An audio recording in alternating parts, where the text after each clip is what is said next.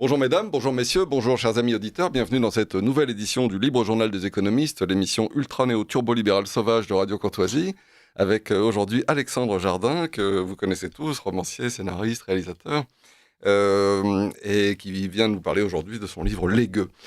Je vais peut-être commencer par parler un tout petit peu des actualités libérales très rapidement. Il y a l'école du libéralisme, la prochaine séance le 17 mai de 9h30 à 12h30, avenue MacMahon, 35 avenue MacMahon à Paris. Il y aura Antoine Gentier qui nous parlera d'abord des politiques monétaires et financières des États, les erreurs à ne pas commettre. Et ensuite, Jean-Philippe Delsol, libéralisme et conservatisme, ennemis ou alliés. Pour s'y inscrire, puisqu'il faut s'y inscrire préalablement, il faut envoyer un courriel à contact@irefeurope.org, IREF, Institut de recherche économique et fiscale, Europe liée à IREF, irefeurope.org. Voilà, et puis vous dites, d'ailleurs, si vous restez pour le brunch, un petit brunch de 12h30 à 14h. Et puis, d'autre part, on sait que l'Université des idées libérales aura lieu du 10 au 12 juillet à Aix-en-Provence. Le thème sera la poursuite du bien commun, voyage au cœur de la pensée libérale. Ça se passe comme toujours à l'Université de droit, d'économie et des sciences, 3 avenue Robert Schuman à Aix-en-Provence. Voilà, et comme c'est co-organisé par l'IREF et l'IES, Institute for Economic Studies, vous pouvez vous renseigner sur le même lieu que pour l'école du libéralisme, c'est à savoir irefeurope.org. Si vous descendez un petit peu, vous trouverez un onglet séminaires et colloques et vous aurez non seulement l'école du libéralisme, mais aussi l'université d'été. Voilà. Un petit retour également sur la précédente émission avec Lisa Herzig et Erwan Keinec. Je vous avais parlé de l'endettement des États-Unis en n'étant pas tout à fait précis, mais en vous disant que c'était plusieurs fois. Alors plusieurs fois, si on additionne les coûts de la Première Guerre mondiale, tout pays confondu, actualisé en dollars actuels évidemment, le New Deal de Roosevelt, la Deuxième Guerre mondiale, tout pays confondu, j'ai pris l'estimation la plus élevée, le plan Marshall et la conquête de la Lune. Le plan Marshall, c'était 13,3 milliards de dollars à l'époque, ce qui fait 173 milliards de dollars actuels. La conquête de la Lune, 25 milliards, 150 milliards de dollars actuels. Le total de ces sommes fait un peu plus de 4500 milliards de dollars actuels. Et les USA sont endettés aujourd'hui de plus de 8 fois cette somme. C'est-à-dire l'addition des 5 déficits, on va dire, des 5 dépenses monstrueuses dont je viens de parler, les États-Unis sont endettés 8 fois ce total.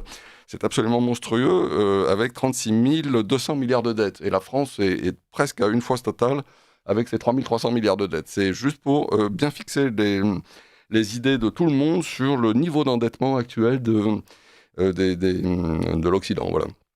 Et de la difficulté qu'il y a dans ces conditions à se lancer dans une troisième guerre mondiale. Voilà. Donc, je vous présente un peu plus longuement Alexandre Jardin. Selon la formule consacrée, tout le monde vous connaît, on ne vous présente plus, mais néanmoins, pour les plus jeunes de nos auditeurs, voilà, comme j'ai dit, vous êtes romancier, vous êtes scénariste, vous êtes réalisateur. Vous vous êtes fait connaître très jeune du grand public avec un roman Bille en tête. Je ne sais pas s'il a été très connu, mais en tout cas, il a eu le prix du premier roman. Ça a été un très gros succès. Très bon succès, très grand succès, voilà. Et ensuite, vous avez écrit Le Zèbre, qui lui a eu le prix Femina. Et puis, un peu plus tard, vous avez écrit, qui a été porté à l'écran, d'ailleurs, que j'ai vu pour ma part au cinéma, et que vous avez poursuivi avec Fanfan, Le Petit Sauvage, L'île des Gauchers, que j'ai lu également, d'ailleurs, sur les conseils d'une amie que je salue. Voilà, et puis le roman des Jardins, entre autres, il y a une trentaine d'ouvrages au total, pas tous des romans, dont beaucoup d'ailleurs édités dans la célèbre collection blanche NRF Gallimard. Voilà, donc vous avez écrit aussi des ouvrages pour enfants, je crois, des choses comme ça. Oui. Beaucoup. Voilà, beaucoup d'ouvrages pour enfants, et donc des scénarios, et puis vous avez réalisé plusieurs films, oui, que j'ai également vu d'ailleurs, et puis c'est sorti au cinéma. Voilà. Et donc aujourd'hui, vous nous revenez avec un opuscule, on peut dire, parce que ça fait 48 pages, c'est très court, et ça ne coûte que 4,90 €, je crois. Voilà, donc c'est vraiment... J'y tenais beaucoup. Oui, non, mais je comprends. Et 48 pages suffisent d'ailleurs, en tout cas, on va essayer quand même de développer autour de cette idée, mais c'est une idée fondamentale, en tout cas. Vous avez su trouver les mots qui ont emporté, on va dire, l'adhésion du public, puisque ce 1er janvier 2025, les zones à faible émission commençaient d'exister dans le paysage urbain, en France. Et donc, alors vous racontez au début de ce petit livre, vous racontez comment vous avez croisé un pauvre père divorcé qui voulait aller chercher ses enfants ou les raccompagner, je ne sais plus, chez sa femme et son ex-femme. Et son ex-femme, vivant en zone ZFE, il ne pouvait pas utiliser sa voiture pour aller chercher ses enfants. Pour aller chercher ses enfants. Voilà. C'était le début du crime. Voilà, c'est ça, voilà. Donc, et dès le premier jour, de la mise en place, puisque souvent d'ailleurs les vacances, voilà, c'est l'occasion pour les parents divorcés d'échanger leurs enfants. Donc voilà, dès le premier jour, vous avez été confronté à ce. C'était tellement délirant oui. que d'abord j'ai cru que cet homme était mal informé. Oui. Je n'ai pas cru que c'était vrai. Je comprends, bien sûr. Bien sûr, je débarquais. Ici, dans cette émission, on a l'habitude de ce genre de délire, donc voilà. Oui, mais enfin, sur le moment, vous êtes dans une boulangerie dans un village. Oui. Il y avait 2 tables devant la boulangerie. Il y avait cet homme très en colère. Oui. Parce qu'il n'avait évidemment pas les moyens. Je dis évidemment parce que c'est un département où il y a une crise viticole très forte et donc les revenus sont assez bas. Je crois que c'était l'Aude dont vous parliez. Oui, dans l'Aude. Et cet homme disait qu'il ne pouvait pas changer de voiture et que la loi l'empêchait d'aller récupérer ses enfants. Or, on était en pleine ruralité, donc il n'est même pas question de transport en commun. Il y a très peu de bouches de métro dans ce genre de village. Oui, bien sûr, bien sûr. Dans le monde réel, c'était délirant. Il y a quelques années, il y avait des congés et tout. J'avais un rendez-vous professionnel. Je devais aller voir. Je devais aller à Avallon et j'ai appelé la SNCF. Je voulais pas prendre ma voiture avec toutes ces congères et on m'a dit que j'en avais pour plus d'une journée de train entre Paris et Avallon. Enfin, bref, il y avait une impossibilité. Oui, bien sûr, c'est impossible. Impossible. Et tout à coup, je vois les autres dans la boulangerie qui ont l'air au courant. Oui. Et ils avaient l'air plus informés que moi. Moi, je débarquais d'Asie et j'écoute et je vois, il y en a un qui dit mais non, je pense que c'est bon le week-end, tu peux rentrer. Et dans la ville. Et il dit non, parce que je ne m'entends pas avec mon ex et je dois récupérer les enfants à 16h30 le vendredi. La vie des gens. Ah oui, bien sûr, tout à fait, non, bien sûr. Et arrive un autre qui sort de la boulangerie, et qui tend l'oreille et qui dit très gentiment je connais un chemin où il n'y a pas d'appareil photo, où il n'y a pas de radar, il n'y a jamais de flic. Et si tu passes en fin d'après-midi, j'ai jamais vu de flic. Tout à coup, je vous lis, alors, vous dites ambiance, on est soudain en 1942 dans un film en noir et blanc. Sur ce trottoir d'un village français, la clandestinité apparaît comme l'unique solution pour ceux qui n'ont pas d'argent. Voilà, c'est vraiment ça. Vous parlez de ces gens qui se promènent la boule au ventre parce que ça m'est arrivé. J'avais un chien que j'avais gardé 2-3 jours que je devais ramener à une amie. Ou rapporter, je sais pas ce qu'on dit pour un chien. Et donc, j'ai une voiture qui est critère 3, c'est pas si mal. J'arrive sur le périphérique. Ce jour-là, c'était 2. Et donc, voilà, la boule au ventre. En plus, j'avais pas le choix, en plus, puisque je pouvais pas. J'avais toutes les croquettes à l'arrière, ce qu'il fallait. Enfin, bref, l'ami en question était pressé. Enfin, bref, impossible. Donc, du coup, j'ai franchi la barrière de la légalité. Et c'est terrible d'obliger les Français à tricher comme ça. Et de transformer. Surtout, ça dénature très profondément ce que doit être la loi. Puisque dans notre idée, on a grandi dans l'idée que c'était mal d'enfreindre la loi. Bien sûr, et c'est mal, oui, bien sûr, idéalement, je veux dire, dans un pays où la loi est correctement faite, il ne faut pas franchir la loi. Quand la loi devient délirante, ça fait que, tout à coup, un homme qui veut raccompagner un chien, ou un père de famille qui veut récupérer ses enfants, se trouve du mauvais côté de la loi. Oui, hors la loi. Hors la loi, et à punir. Alors, c'est une petite habitude qu'on a prise avec la Covid, il faut dire. Hein. Avec tout le monde a triché, évidemment, en remplissant des déclarations. Mais là, tout à coup, le problème, c'est que ça devient permanent. C'est tout à fait exact. Cette loi est permanente. Donc, il n'y a pas un changement d'intensité, il y a un changement de nature. Ça nous fait rentrer dans une autre société où, quand on commence à trier les véhicules, en réalité, on trie les êtres humains. Tout à fait. Donc, ça touche à des questions très fondamentales, et je m'en suis rendu compte tout de suite. Ce jour-là, en rentrant chez moi, je vérifie si le type ne délirait pas. Il ne délirait pas. Non, il ne délirait pas. Et je vois que ça concerne 11 millions de véhicules. Alors, ça, c'est incroyable. Et de chiffres complètement extraordinaires. Et vous dites 22 millions de personnes oui, ou 23 millions de personnes. Entre 22 et 26 millions, voilà, c'est ça, mais enfin, bien sûr, un gros tiers de la la population. population française, oui. Et là, je me dis, mais qu'est-ce qui s'est passé dans la vie médiatique pour que ça ne fasse pas la une de on exclut un tiers du peuple? Tout à fait. Et non, parce que le rêve à ce moment-là du gouvernement, c'est que personne n'en parle. Oui, bien sûr. Qu'on bien installe sûr, les appareils photo et que la politique qui consiste à purifier l'air des riches en virant les pauvres, ce qui, en République, est assez curieux. C'est assumé, quoi. Mais assumé. Que ça passe sous les radars.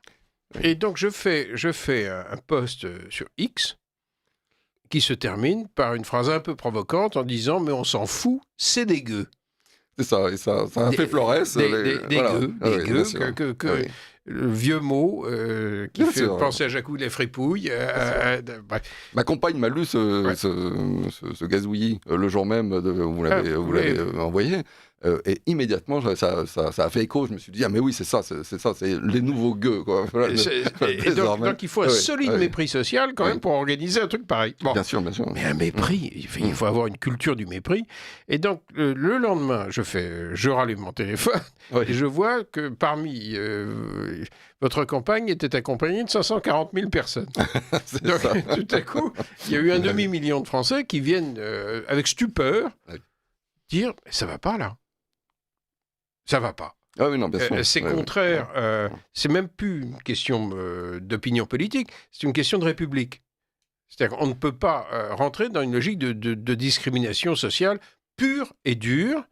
Alors après, je vais accompagner tout ça, je vais refaire d'autres tweets, et surtout, il y a quelque chose qui m'échappe. Il y a plein de gens qui m'ont dit, mais pourquoi est-ce que tu appelles ton mouvement les gueux? Et je dis, parce que les gens en ont fait un hashtag. Oui. Le hashtag, pour les plus âgés de nos auditeurs, cette fois, c'est le petit dièse qui se trouve devant certains mots et qui est repris, qui permet de créer un lien avec toute une communauté. Voilà.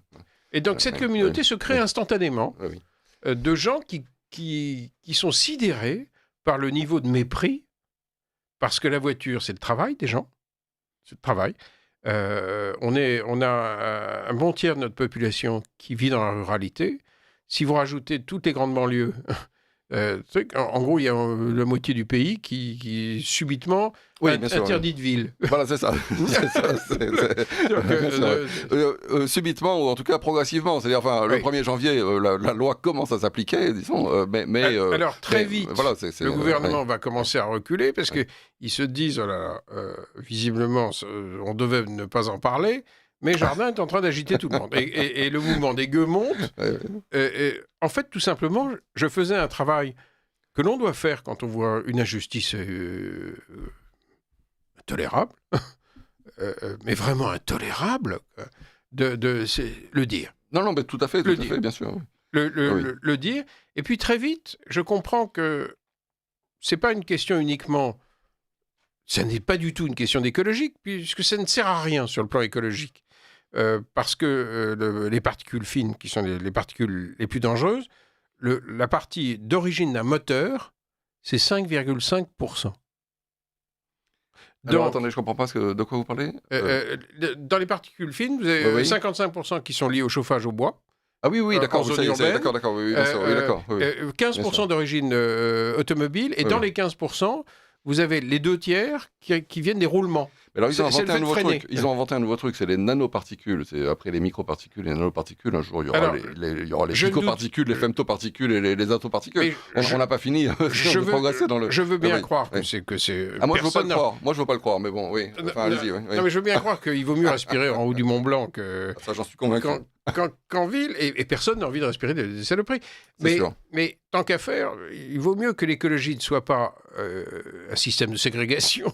C'est ça, et qu'elle soit effective. Oui. Or, en Île-de-France, par exemple, quand vous prenez le métro, c'est l'endroit le plus dangereux. Oui. Vous avez des taux de concentration des microparticules qui, forcément, ce sont des tunnels.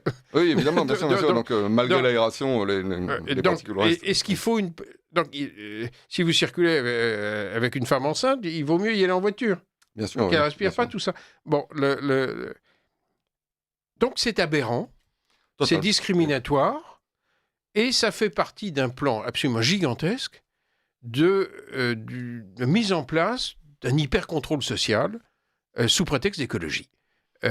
Donc, on commence à s'agiter et je me dis, comme c'est un problème de République, on va mobiliser les maires. Et l'immense masse des gueux sont dans les conseils municipaux. Oui, bien sûr. Oui, donc, très vite, je vois que les maires adhèrent au mouvement des gueux. oui. J'en parle à David Lisnard, qui est le président des maires de France, qui tout de suite vient avec moi faire des plateaux télé en disant halte à la folie, Oui, oui. tout de suite. Oui. Et puis les présidents de région arrivent. En fait, la masse des élus locaux qui vivent avec les gens. C'est beaucoup plus compliqué de délirer quand vous gérez des gens en direct. Bien sûr. Parce que, Évidemment, non. ce qui fait que les manifestations massives qui ont lieu samedi à 14h devant la mairie de Paris, de Place Bellecour à Lyon et dans 13 villes, elles vont être accompagnées par plein de gens en écharpe. Ça s'appelle des maires, des élus locaux. On est en train de renverser la majorité à l'intérieur de la ZFE de Lyon. Parce que Alors, ZFE, zone à faible émission. Oui. Oui, d'accord. En gros, la zone interdite. Oui, la zone interdite. Voilà. La zone interdite. Là, tout à coup, les maires à Lyon, c'est parti de Caluire, c'est parti de Gilles Gascon, le maire de Saint-Priest. Tout à coup, l'élu de Caluire a secoué tout le monde. Ils ont fait une tribune, ils ont embarqué le président de région. Gilles Gascon a entraîné, tenez-vous bien, 1300 élus locaux. Excellent. Dans le Grand Lyon. En clair, 60% des communes. D'accord, oui. Donc, on est en train de renverser la majorité en ayant pris un exemple d'un élu merveilleux d'une petite commune de la ZFE, de la zone interdite de Montpellier, Laurent Jaoul. Lui, il avait 2000 cartes grises, dont 900 interdits. D'accord. 900 interdits. C'était un truc de gens qui ne pouvaient plus aller se soigner, bien sûr, faire leurs courses, et à qui on répond non, transport en commun. Oui, ça, Transport en commun. Car chacun sait qu'à 82 ans, on est heureux de prendre... D'abord, il n'y en a pas, mais imaginons qu'il y en ait. Imaginons qu'il y ait des transports Imaginons en commun qu'il y en ait à efficaces. 82 ans, tout le monde est heureux de porter des packs de lait. Bien sûr. Pire que tout. Je lis peut-être un petit oui. passage là, de votre livre. Vous dites, ce sera peut-être la dernière lecture que j'en ferai d'ailleurs, mais vous dites, voilà, page 13, une dame qui suit une chimiothérapie et qui aime être accompagnée par son tendre mari prend conscience que si elle s'obstine à se soigner, il faudra payer et repayer à chaque trajet pour rejoindre l'hôpital. On découvre alors que tous les CHU sont dans des ZFE. Une vieille dame est inquiète. Son véhicule de 142 000 km entretenu marche à merveille. Sa petite retraite non imposable, précise-t-elle, ne lui permet pas d'envisager un achat. Et elle s'obstine, la mauvaise, à vouloir rendre visite à ses enfants et ses petits-enfants, au lieu de s'enterrer vivante dans son village en gueuse. Les jeunes, en masse, s'étonnent qu'une telle loi anti-jeunes ait pu passer crème. Naïvement, ils s'attendaient à démarrer leur vie avec des voitures d'occasion, et bien terminé les enfants.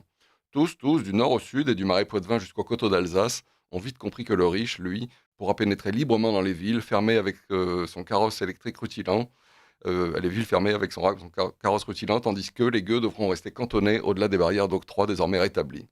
Je flaire alors que notre pays va exploser si cette loi de ségrégation sociale n'est pas abrogée illico.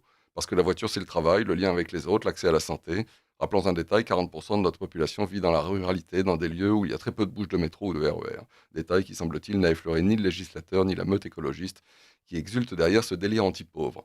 Il est clair qu'il va y avoir une révolution, une vraie, si les PV commencent à pleuvoir, à mater le peuple. Cette loi n'est pas une loi comme les autres, elle crée clairement des sous-citoyens, des bannis, des gueux, qui désormais encombrent la République. On ne veut plus les voir. Avec cette rupture d'égalité autorisée par le Conseil constitutionnel qui devait avoir piscine ce jour-là, nous changeons de société.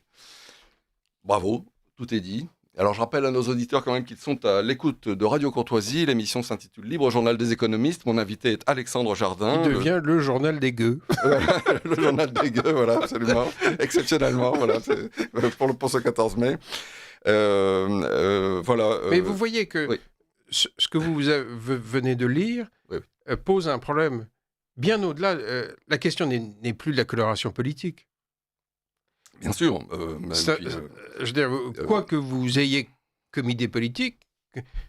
Vous ne pouvez pas vous passer de 60% de l'électorat. Oui. Voilà, c'est clair. Voilà, si vous voulez être élu. Et puis, fondamentalement, je dis ça parce que j'ai eu une discussion qui est édifiante avec un député très important du parti Renaissance, du centre-ville de Paris, et qui me disait « Mais enfin, Alexandre, il faut me comprendre. J'ai 83% de mes électeurs qui n'ont plus de voiture. Donc, pour eux, l'air pur. Oui. Je dis, tandis que les gueux... Oui. Je suis confus. J'ai cru que vous étiez député de la nation. Oui. C'est normalement, effectivement, les députés sont censés, ce qui est un peu ridicule d'ailleurs, censés être députés de la nation. Enfin, je n'avais pas compris que vous aviez ouvert un camion pizza dans le quartier et que vous vouliez servir vos clients. Mais je vais dire, je vais vous donner des nouvelles de vos clients. Ce sont des Français. Oui. Et des Français, on leur a appris que liberté, égalité, fraternité, finalement, c'est quand même ce qui permet de faire une nation. Oui. Donc, on a fait un sondage avec l'Ipsos pour savoir, au fait, les Français pensent quoi ? Oui. 78%, 68 sur 10, Oui. pensent qu'il faut arrêter cette folie tout de suite et laisser le parc automobile se renouveler, ce qu'il est en train de faire. Donc la pollution baisse, tout simplement parce que le parc se modernise. Mais de façon organique, comme on dit. C'est-à-dire, le parc... c'est toujours renouvelé, de cette façon-là. Pourquoi, tout d'un coup, pourquoi cette hubris politique qui consiste à dire, voilà, à partir de telle date, on va s'asseoir sur 150 ans de progrès du moteur à essence, moteur diesel, etc. Surtout, et tout d'un coup, on va obliger les gens à passer à l'électrique, système qu'on connaît à peine. Et qui ne marche pas vraiment encore. Que se passera-t-il quand 5 millions d'automobilistes, le 31 juillet, viendront s'arrêter à Lyon pour faire le plein d'électricité pendant 5 heures ? Enfin, je veux dire...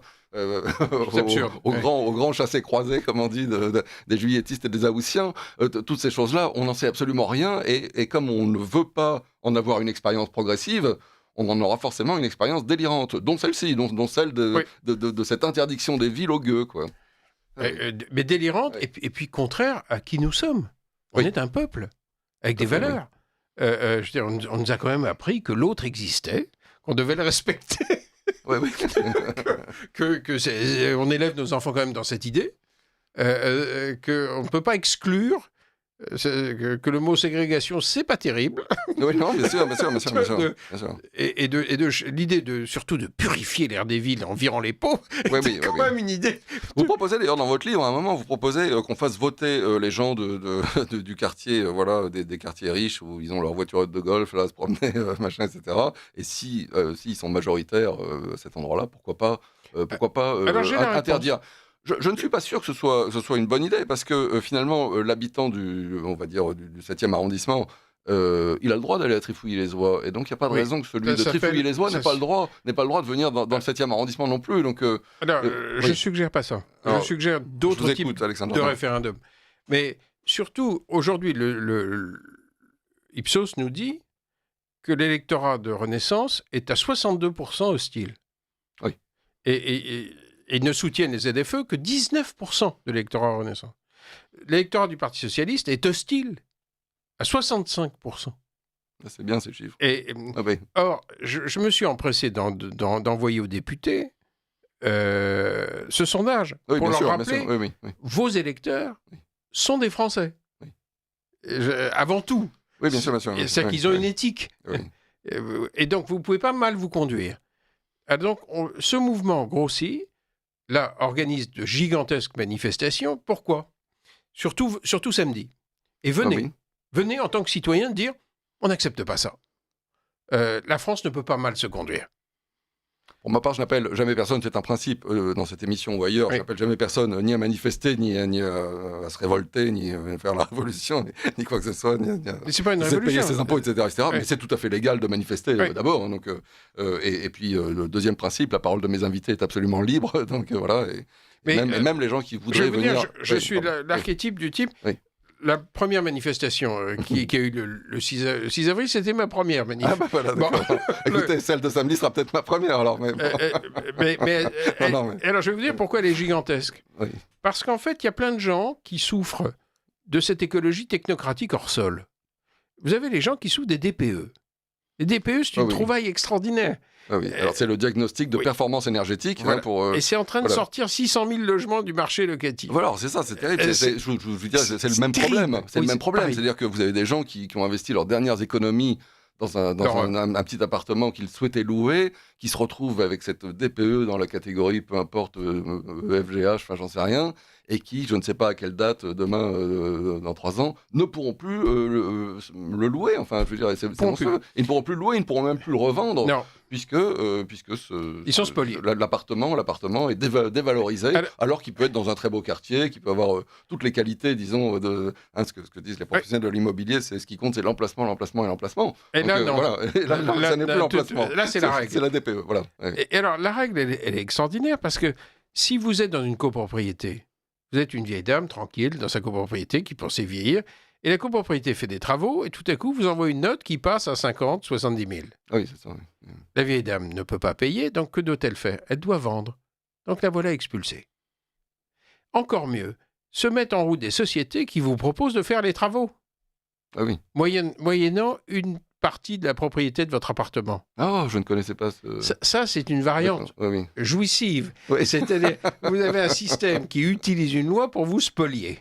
Ah, ça, c'est très fréquent. C'est-à-dire que dans un pays comme le nôtre, où il y a... j'ai eu un invité ici, Yves Lenné, qui me parlait de 8 millions de directives qui s'appliquent à un Français. Donc, voilà. Et forcément, il y a des gens qui connaissent ces lois, disons, c'est ni vous ni moi. Et qui s'engouffrent. Et qui parviennent à s'engouffrer. Et il y a de plus en plus d'entreprises qui, finalement, n'existent que par rapport à ces directives, ces lois, ces interdits. Dès que vous avez un interdit, vous avez un lobby derrière. C'est ça. Et donc, oui, c'est très probable. C'est-à-dire qu'en général, c'est pas les ministres ou les députés qui sont au courant des détails du chauffe-eau. Donc forcément, c'est qu'il y a des gens chez ELM Leblanc, chez Chafoto et Maury, etc. Je n'accuse personne, parce que je ne connais pas du tout le cas des chauffe-eau, mais peu importe, qui évidemment essayent de faire passer un système pour interdire les chauffe-eau norvégiens et avoir les chauffe-eau. Et là, vous avez donc tous les gens qui souffrent des DPE qui vont venir aux manifestations. Parce qu'ils souffrent du même rapport complètement fou, avec une écologie qui n'a d'écologiste que le nom, mais qui est purement punitive, qui est socialement catastrophique, et qui est écologiquement catastrophique. C'est ça qui est important. Oui, en plus le truc.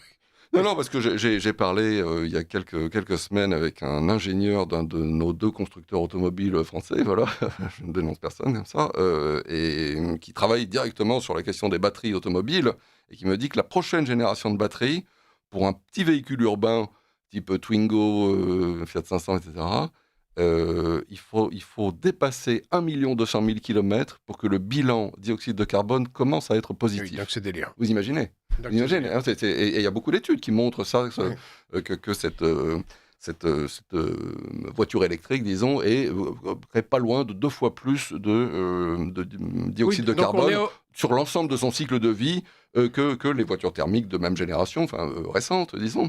Donc voilà, et le gouvernement fait des efforts incroyables. Ils sont en train de lancer des usines de batteries dans le Nord. Ils sont en train de travailler. Notre président en a parlé hier au fait de recycler les batteries lithium. Mais le problème, c'est qu'on va devoir recycler des millions de batteries lithium. C'est pas comme si on avait eu une progression organique des véhicules électriques, normal, et qui s'adaptent à certains marchés, pas à d'autres. Voilà, tout à fait. Alors samedi arrivent aussi des maires du mouvement Vent des maires. Et puis d'autres maires d'Île-de-France pour les manifestations à Paris, qui sont confrontés à l'irruption des éoliennes. Alors les éoliennes, c'est extraordinaire, nous n'en avons pas besoin puisqu'on a un parc nucléaire. Bien sûr. Donc là, le gouvernement... on a essayé quand même de le détruire. Donc on a fermé Fessenheim. J'avais un invité ici, Armand Laferreur, qui nous avait bien expliqué qu'il n'y avait aucune nécessité de fermer Fessenheim, bien au contraire. Que c'était donc on n'en a pas besoin, mais là, le gouvernement a essayé de passer par décret des dépenses de 300 milliards qui vont faire exploser votre facture. Si ce budget de cauchemar passe. Et alors, ce qu'il faut savoir, c'est ce qui se passe sur le terrain. Parce que ça, on va retrouver ça dans les manifestations samedi. Au départ, on vous parle de l'air pur et de l'écologie et tout ça. Tout le monde est pour. Tout le monde est pour. Et puis après, les maires se retrouvent devant les avocats de BlackRock et des grands groupes chinois. Donc tous ces maires ruraux se retrouvent dans des batailles rangées judiciaires, avec des puissances financières absolument colossales, qui sont des chasseurs de primes de nos systèmes pseudo-écologiques. Donc ces maires sont dans une colère noire, d'abord parce qu'ils ne veulent pas que les Français aient une facture qui monte. Oui, bien sûr. Ensuite, bien sûr. Notre nucléaire ne produit pas de carbone. Donc on a un système plutôt sain, et tout à coup on leur propose de détruire leur paysage et de faire perdre la valeur de leur maison. Parce que très souvent, quand vous avez une éolienne qui se plante devant votre charmante petite maison. Oui, Qui veut l'acheter? Ou votre vue sur la mer, d'ailleurs, Oui, c'est voilà. immonde. Enfin, je veux dire, Oui, vous voyez, ces trucs-là, c'est une laideur infinie à chaque fois. Chaque fois, d'ailleurs, ils avaient prétendu que ça ne se verrait pas tellement c'était loin. Toute personne qui est allée à la plage et qui est passée près d'une de ces fermes à éoliennes a pu constater que ça se voyait très très bien. Et puis, tout ça est fabriqué en Chine, donc Évidemment. arrive avec un bilan carbone de cauchemar. Tout à fait, oui. Donc ces maires, qui sont des gens à peu près raisonnables, viennent, vous les retrouverez devant la mairie de Paris à 14h samedi. Mais ils viennent tous, les gens des DPE, les gens des maires, qui sont confrontés aux éoliennes, oui. les gens. Je sais qu'il y a des mouvements de paysans qui veulent venir, parce qu'eux-mêmes sont confrontés à des trucs, notamment à cette police environnementale qui descend dans les fermes. Et évidemment, personne n'est au courant de tous ces règlements. bien sûr. En gros, dès qu'il débarque, le paysan est mis sous surveillance, comme vous, gravement atteint de la folie de vouloir rendre un chien. De vouloir rendre un chien. Oui, c'est ça, oui, bien sûr. Oui, c'est ça. Oui, bien sûr. Oui. Bref, est-ce qu'on continue ? Ça fait penser, dans les années 70, on parlait des polyvalents qui débarquaient comme ça chez les commerçants à plusieurs et qui forcément les punissaient derrière. Et donc, c'est la même chose, mais les agriculteurs, maintenant ont droit à leur polyvalent. Est-ce qu'on veut vivre comme ça ? Moi, pas. Moi, c'est clair, mais ça fait des années que je le dis ici. Or, le problème, c'est que personne n'a voulu vivre comme ça. 8 Français sur 10, c'est quand même pas rien. Ils sont absolument contre les ZFE. Et tout ça vous l'impose. Qui l'impose ? D'abord des règlements européens. Oui. Ensuite des transpositions dans notre système.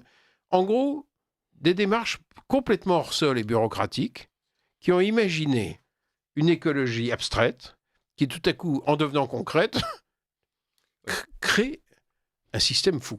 Oui, c'est ça. On a parlé ici de lois européennes, par exemple, où les gars avaient subventionné énormément l'abattage des vaches parce qu'il y avait trop de lait. Et puis ensuite, ils ont dû subventionner les veaux parce qu'ils m'ont manqué de veaux. Et alors, c'est des choses. Les eurocrates sont pas au courant qu'il y a un lien entre la quantité de vaches et la quantité de veaux. Le fermier, lui, ne s'y trompe pas. Voilà, il est au courant. Il est au courant, voilà. Donc, comment faire ? C'est la conclusion de ce livre. Ah oui. Des gueux. Le livre porte le nom du mouvement. Ma conclusion, elle vaut ce qu'elle vaut, mais elle est ratifiée par un nombre considérable de maires et de présidents de région aujourd'hui qui nous rejoignent. Comment on va s'en sortir pour reconnecter un système complètement déconnecté ? Oui, alors ce que je propose, c'est très simple. Est-ce qu'il y a des idées qui sont... Oui, on a un pays à côté de chez nous qui n'a pas ça, qui s'appelle la Suisse. Oui. Et qui a des résultats économiques très supérieurs. Et des résultats environnementaux très supérieurs aussi. Pourquoi ? Parce qu'ils sont démocrates. Bien sûr. C'est-à-dire que quand le citoyen suisse voit... il n'est pas dépossédé de sa vie, comme nous le sommes. Nous avons le droit d'exister tous les 5 ans. Oui, tout à fait. Et on vote pour un tyran, ensuite on lui signe un chèque en blanc, pour les 5 ans qui viennent, et voilà, on appelle ça la démocratie. Et la culture de l'arrogance va s'installer pendant les 5 ans. Oui. Et du mépris social. Et du mépris du gueux, et si possible du rural, et qui n'est pas comme il faut. Qui ne pense pas bien. Puis avec des solutions, à chaque fois, les gens se disent, bon, c'est pas grave, ils prendront le métro, ils prendront le train, etc. Mais voilà, concrètement, ils s'adapteront. Ils s'adapteront. Mais là, ils feront des solutions. Oui, bien sûr. Donc, les Suisses, que font-ils ? Ils ont le respect de leurs citoyens.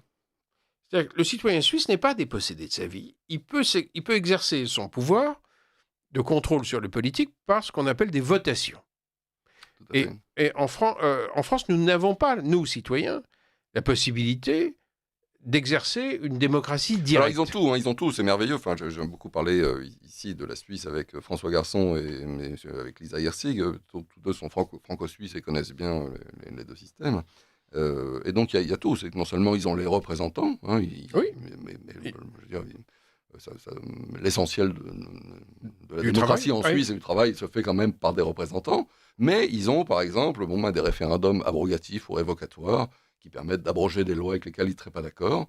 François Garçon nous expliquait d'ailleurs que parfois parfois des maires se voyaient retoquer une décision, Oui. et ça les empêchait pas d'être réélus la fois suivante. Non. Ça posait aucun problème, c'était juste, voilà... C'est trimestriel. Alors, trimestriellement, voilà, on vote localement, et puis au niveau du canton et au niveau de la Suisse. Hein, donc voilà, et puis il y a une quinzaine de questions qui sont posées. Et comme il y a beaucoup de questions qui sont posées, qu'il y a beaucoup de questions qui sont très anodines, savoir quelle est la couleur du funiculaire, appeler Simone Wappler, par exemple, ou des choses comme ça, les gens ne votent pas en fonction ils sont de droite, de gauche, ils veulent pas désavouer Macron comme ça, ou le président suisse, d'abord, que personne ne connaît. C'est une première chose, voilà, c'est très, très bon signe. Et donc, voilà, ça c'est une démocratie qui fonctionne très bien et que nous devrions imiter. Or, vous avez soulevé, c'est la conclusion de mon livre. Oui. Il faut qu'on en arrive là. Et le mouvement des gueux va peser, parce qu'il grandit, il va peser avec les élus locaux qui pensent exactement ce que nous pensons. Souhaitons-le, oui. Alors, est-ce qu'ils pensent ce que vous pensez tous ? Je ne sais pas. C'est-à-dire, c'est toujours une grosse question en France, c'est que tout le monde a un peu la main dans le pot de miel aussi, vous voyez ce que je veux dire ? Donc, c'est toujours le problème. Beaucoup de ces maires sont aussi dans... Alors, et c'est un énorme problème, d'ailleurs, par rapport à la question que vous posez du référendum, c'est que, comme vous le savez, nous avons une kyrielle, ce qu'on appelle le millefeuille administratif français. Oui. C'est vraiment une kyrielle de niveau... Voilà, dans les syndicats intercommunaux, on a toujours des cantons qui ne servent à rien, d'ailleurs, des arrondissements, voilà, évidemment, les départements, les régions, les nouvelles régions, les anciennes, voilà, et tout ça se mêle. Il y a une quinzaine de choses différentes, disons, qui se chevauchent en plus. Hein. C'est-à-dire que c'est même pas, oui, c'est même pas net. Appelle le millefeuille. Le millefeuille, oui, mais quand on dit millefeuille, on parle des couches. On ne parle pas du fait que si on regarde tous les calques les uns au-dessus des autres, les lignes ne se superposent pas. Vous voyez ce que je veux dire, c'est ça. C'est ça qui est délirant. Et c'est très ancien d'ailleurs, parce que c'était déjà un peu le cas dans l'Ancien Régime. Mais aujourd'hui, c'est devenu alors, je voudrais complètement fou. Oui, je vous écoute, oui. Alexandre ce que j'entends. Ce que j'entends de la part des présidents d'associations de maires, des présidents de région, ils s'accommodaient à peu près tous de ce système. Aujourd'hui, ça n'est plus le cas. Tant mieux. C'est-à-dire qu'à un moment, trop, c'est trop. Oui. Donc, ils sont tous conscients que pour faire une piscine, il faut des années. Parce qu'il faut en passer par une subvention du conseil du truc, du machin. Dans un pays normal, on fait une piscine. Mais même pour ouvrir une entreprise. Oui, c'est-à-dire que la création d'un entrepôt en France, c'est 2 ans. En Allemagne, paraît-il, c'est 3 mois. Oui, voilà, entre le moment où... Donc, ils sont tous conscients maintenant. Oui. Ils sont tous conscients. Tous les présidents de région avec qui j'ai parlé, qui ont eu à un moment une expérience gouvernementale, le sont encore plus. Tant mieux. C'est-à-dire qu'ils comprennent que si le citoyen ne vote pas directement, les Bastilles cinglées, les systèmes hors sol ne vont jamais tomber. Et aujourd'hui, vous avez une majorité de sénateurs avec qui je parle qui sont d'accord. Pourquoi ? Parce qu'ils sont conscients, eux, ils sont élus par des maires. Oui. Donc, ils sont beaucoup moins déconnectés. Bien sûr. Donc, on va vers un mouvement populaire, les gueux, qui fédère pour reconnecter le pays. C'est tout. Amen. Puissiez-vous dire vrai. Pour reconnecter. Alors, on a tous été pris dans ce mouvement par la folie des ZFE, par la folie d'une écologie on n'a même plus de mots. Et surtout non écologique, ce qui est un petit détail. Non, bien sûr, mais non écologique et puis même contre-industriel, disons. C'est ça qui est délirant, c'est qu'on est en train de tuer les constructeurs automobiles français avec cette histoire, puisqu'ils vont devoir payer, j'ai entendu parler de 15 milliards d'euros d'amendes que les constructeurs français vont devoir payer aux constructeurs chinois, puisque les Chinois importent en France des véhicules uniquement électriques. Donc ils sont à 100% de véhicules électriques. Ils ont les bonnes notes. Les constructeurs français ne peuvent pas, évidemment, tout d'un coup faire la même chose. Ou alors, il faut qu'ils aillent exporter eux aussi à l'autre bout du monde. Mais en France, comme ils représentent 30% du marché de l'automobile minimum, ils sont absolument obligés de continuer à vendre des voitures thermiques. Et évidemment, ils ont les amendes. Et les amendes, ils les payent aux constructeurs chinois. C'est délirant. Dans une situation où eux-mêmes sont il y a une baisse du marché de l'automobile qui est très très importante. J'ai lu un article de John Elkann. C'était une discussion passionnante entre John Elkann et Luca Di Meo, donc entre le patron de Stellantis et le patron du groupe Renault. Oui. où ils expliquent que leur marché va être divisé par deux, disons. Enfin, On est revenu à courte la échéance. production de 1962.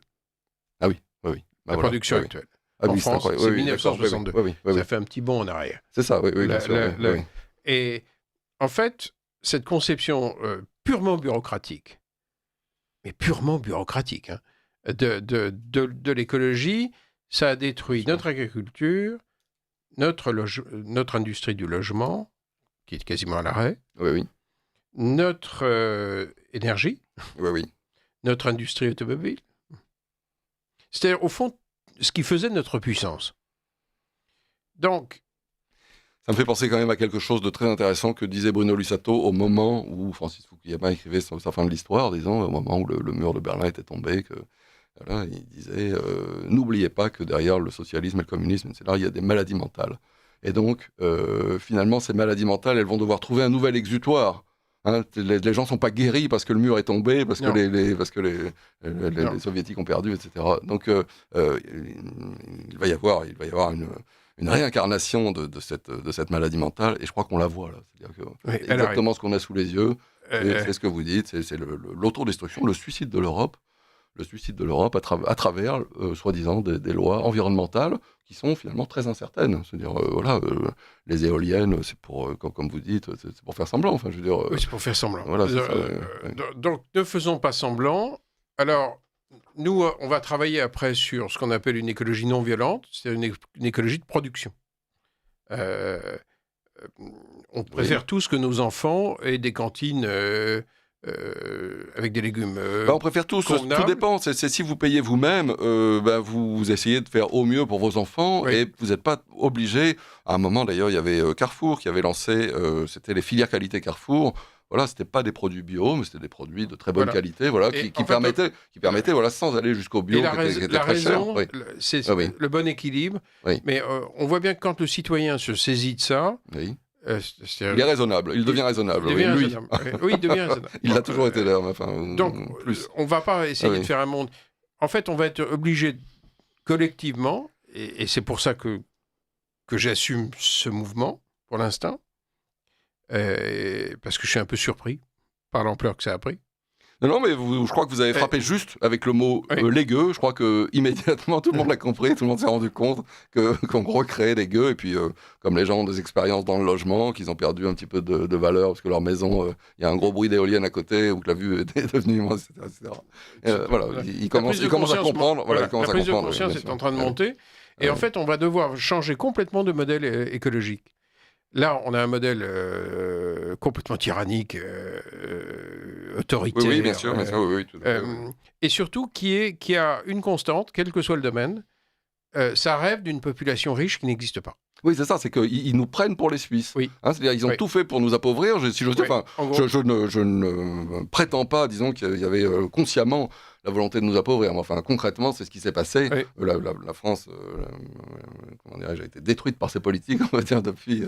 on va dire au moins depuis que l'endettement, le déséquilibre budgétaire de 1974, donc ça fait quand même un petit moment. Ce pays est devenu pauvre aujourd'hui, mais ils imaginent que juste parce qu'ils vont créer une zone à faible émission, les gens vont dire tiens, je suis bête, pourquoi j'ai pas changé de voiture depuis 20 ans alors que voilà, c'est tellement simple. Mais ils ne sont pas conscients du fait que les gens ne changent pas de voiture, le niveau de vie réel. Et l'impossibilité des gens de changer de voiture. Vous parlez dans votre livre d'ailleurs du fait que les gens les gens qui achètent une voiture neuve dans leur vie achètent leur première voiture neuve à l'âge de 54 ans.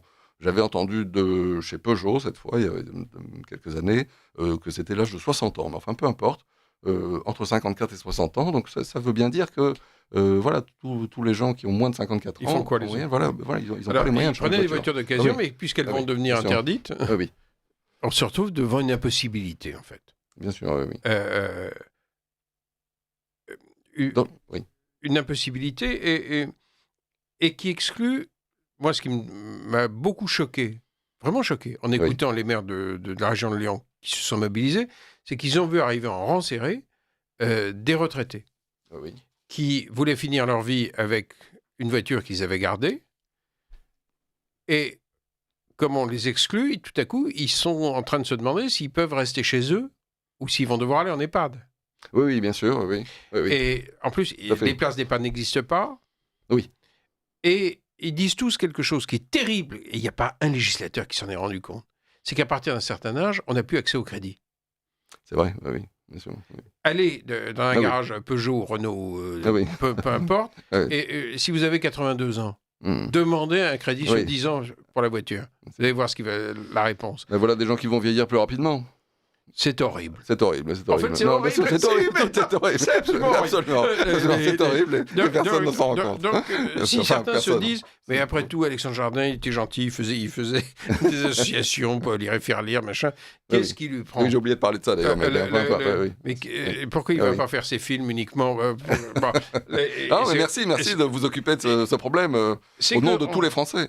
Mais en fait, c'est un truc horrible. Tout à fait, c'est horrible. C'est horrible. La vieille dame qui tout à coup est anxieuse parce qu'elle se dit mais je suis dans la région lyonnaise, Agnès Pannier-Runacher a décidé de m'infliger ce système, est-ce que je peux rester chez moi ? Au garage on m'a dit que je pouvais pas faire de crédit. De voiture, alors c'est intéressant, c'est toujours dans la même, le même dialogue, entrevue de John Elkann et Luca Di Meo dans le Figaro du 5 mai, où il parle du fait que entre 2015 et 2030, le coût d'une Clio aura augmenté de 40%, et ils disent que cette augmentation est à 92,5% attribuable à la réglementation. C'est-à-dire que ces voitures sont inaccessibles, mais elles sont inaccessibles pour une raison simple. Et d'ailleurs, un petit peu plus loin, il dit, faut-il absolument une assistance, c'est Luca Di Meo qui parle, je crois, faut-il absolument une assistance au non-franchissement de lignes dans des voitures qui passent 95% de leur temps en ville ? Mais voilà, ces trucs-là deviennent obligatoires. Et c'est terrible aussi parce que ces innovations sont merveilleuses. Moi, j'adore le fait que des constructeurs automobiles inventent, que toutes les inventions me fascinent. Et j'adore le fait qu'il y ait des iPhones, des machins, etc., que les gars inventent des ABS pour freiner en toute sécurité, etc., etc. Le problème, c'est qu'en fait, ces trucs-là deviennent obligatoires. C'est-à-dire, l'invention arrive et le législateur, un jour, se dit, tiens, c'est dommage, pourquoi tout le monde n'est pas obligé de l'avoir, ce truc ? Mais le problème, c'est que la raison, elle est simple, c'est que les choses ont un coût. Et le législateur n'intègre pas bien cette notion qui est évidente pour chacun de nous. Le projet européen qui vous pend au nez de contrôle technique annuel, ça veut dire quoi ? Ça veut dire que personne n'a posé la question, mais ça coûte combien ? Bien sûr, oui. Ça provoque quelle facture ? Et sachant qu'on il y a déjà un nombre de tricheurs qui est incroyable. Alors je devrais pas trop le dire parce que évidemment ils vont faire des nouvelles, ils vont mettre des policiers dans les garages et des caméras chez les entreprises qui délivrent les vignettes, etc., etc. Mais la triche maintenant est systématique, c'est-à-dire que les gens vont voir leur garagiste. Parce qu'ils peuvent pas payer autrement. Voilà, ils peuvent pas faire autrement et voilà, ils s'arrangent comme ça parce que la législation, disons, fait que leur voiture, sinon, ne passerait pas les critères, n'aurait pas la vignette critères, ne serait plus légale. Alors on va s'arrêter 2 petites secondes, un bobino va passer et je vous reprends tout de suite en studio. Vous aimez Radio Courtoisie, mais vous n'avez jamais donné, même pas 5 €. Arrêtez de laisser payer les autres à votre place. Faites un don maintenant sur soutenir.radiocourtoisie.fr ou envoyez votre chèque au 61 boulevard Murat, 75 016 Paris. Et vous verrez, vous vous sentirez mieux. Retour en studio, oui. Alors, vous me disiez à l'instant, Alexandre Jardin, alors je précise quand même que vous êtes à l'écoute du Libre Journal des économistes sur Radio Courtoisie et que notre émission porte sur les gueux rejetés aux portes des villes. Et mon invité est donc Alexandre Jardin. Et vous me disiez, Alexandre Jardin, quand la loi n'est plus respectable, elle n'est plus respectée. Non, c'est ça. Donc, derrière tous ces délires écolo-technocrates, ça a provoqué une dévalorisation de quelque chose de fondamental pour qu'une société marche, la loi. Tout à fait, bien sûr. Oui. La loi. Il faut qu'elle soit beaucoup plus simple et qu'elle reste connectée avec l'idée du bien et du mal. Et puis, il faut pas faire rentrer exprès des gens dans l'illégalité. Il y a 7 millions de Français qui fument du cannabis. C'est pas bien, c'est pas la question, etc. Pourquoi en faire des hors-la-loi ? La Covid, même chose, des gens comme ça qui ont juste envie d'aller se promener, disons, on les pousse à tricher. Philippe Nemo disait, on pousse des enfants à mentir parce que les parents achètent un appartement dans le 6e arrondissement pour mettre leurs enfants dans les grands lycées parisiens, Louis le Grand, Henri IV, etc. Voilà, et on fait mentir les gosses. Et il dit finalement c'est ça le plus grave. Le plus grave c'est encore le fait d'aller dire à un petit gosse en CM2, en 6e, en 5e, d'aller lui dire voilà, tu vas mentir, tu vas faire croire à ton professeur ou à ton proviseur, tu vas lui faire croire que tu habites ici alors que tu n'habites pas ici. Et ça c'est terrible parce que de plus en plus, voilà, on pousse les Français dans l'illégalité. Et c'est dramatique. Et on les pousse à mentir, à tricher, à être dehors la loi, à acheter leurs cigarettes qui sont à des prix délirants, à les acheter au marché noir, etc. Enfin, à trouver des combines. Donc voilà, on est un pays voilà, de combines maintenant, de plus en plus, chaque jour davantage de combines, parce que la loi n'est plus respectable. Et comme c'est un problème de système, oui. et de fond, de structure qui génère ça, quand nous aurons réussi à installer en France le référendum d'initiative populaire, le citoyen pourra tout simplement se défendre. Et moi, je pense que quand nous aurons ça, nous aurons un système qui va s'autoréguler. Parce que le parlementaire ou l'exécutif réfléchira à 2 fois, en sachant qu'il peut prendre dans les dents un référendum populaire. Oui, bien sûr. C'est ce qui se passe en Suisse. Il n'y a pas cet excès-là. Non, bien sûr, oui. Bien sûr. Il n'y a pas ces excès-là, parce que ça se régule tout seul. Immédiatement, voilà, le jeu démocratique l'emporte, disons, sur la décision délirante ou la bureaucratie. Absolument, oui, bien sûr. Donc, oui, évidemment, ils ne vont pas faire passer une loi débile dont ils savent que Oui, voilà. Donc, je pense qu'on va revenir à un système plus équilibré. Vous êtes plein d'optimisme, c'est magnifique. Mais c'est techniquement faisable. C'est techniquement faisable. Moderando, enfin, le fait que, ce que je disais tout à l'heure, c'est que ce millefeuille que nous avons rend la chose très compliquée. C'est-à-dire vous pouvez effectivement faire un référendum au niveau des communes, parce que ça, c'est le niveau le plus simple, et au niveau de la nation. Entre les deux, c'est n'importe quoi, c'est très très difficile. Commençons déjà par ça. Non, mais d'accord, ça marche. Faisons ça. Commençons déjà. Et surtout, ça va permettre à un peuple dont les opinions ne sont pas forcément calquées sur celles des partis. Parce que vous pouvez voter RN ou LFI ou truc, et pas être à 100%. Tout à fait. Oui. Or, c'est ça la réalité. C'est ça, bien sûr. Oui. Bien sûr que c'est ça. Oui. Les gens sont beaucoup plus omnivores. C'est ça. Ils bouffent de tout. Bien sûr. Donc, ils peuvent avoir un grand sens de l'égalité sociale et en même temps être pour une politique très sécuritaire. Tout à fait, bien sûr. Et d'ailleurs, on en voit beaucoup qui sont comme ça. Bien sûr. Or, vous voyez bien que sur l'échiquier politique, ils ne sont pas respectés dans ce qu'ils sont très profondément. Et puis, ça ne donne pas une politique apaisée. Enfin, disons, quand on voit déjà l'incapacité de notre Assemblée nationale, à dégager une majorité, disons, à se mettre d'accord, alors que c'est des choses qui se passent. On peut refaire des majorités.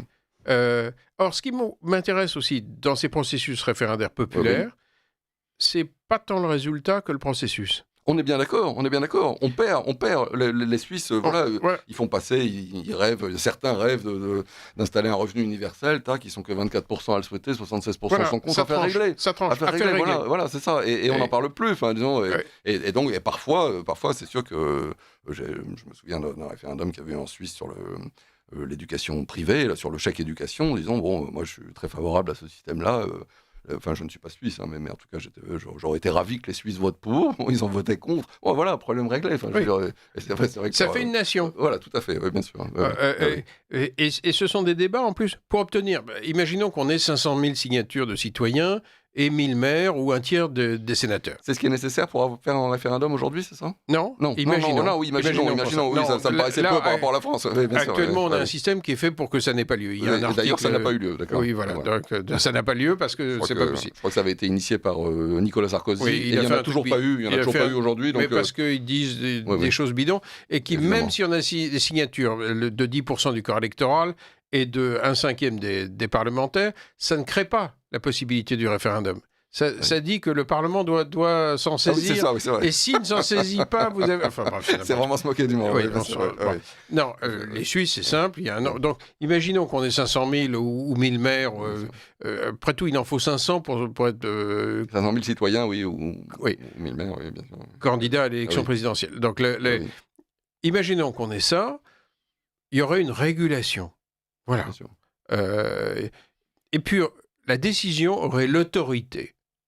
Oui, bien sûr, oui. Alors, elle aurait l'autorité, là aussi, j'ai envie de vous dire, attention, nous Oui, sommes 2005 nous sommes en appris. Europe. Nous sommes en Europe. Il y a eu Alors, de nombreux... Alors, moi, je je- propose le système des Suisses. Oui, oui, Le système des Suisses, c'est que le décret d'application est écrit avant la oui. votation d'accord. et c'est publié le lendemain. Effectivement. Merci, Oui. ces gens sont clairs.